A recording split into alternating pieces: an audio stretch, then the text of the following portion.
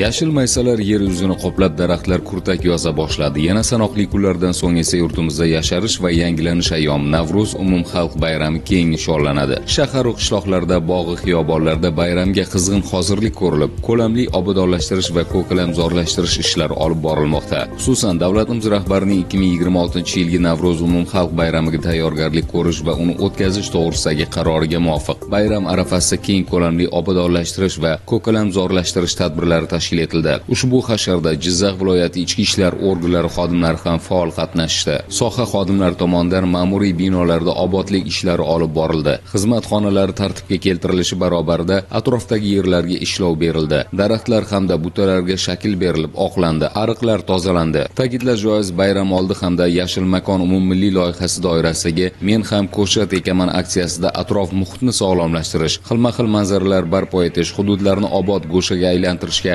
alohida e'tibor qaratildi. Mazkur ezgu ishlar o'z navbatida xalqimizga xos ezgu fazilatlarni qadrlash va yoshlar qalbiga singdirish bilan birga makonimizni insoniyatga foyda keltiradigan darajada yashillikka burkashga xizmat qiladi.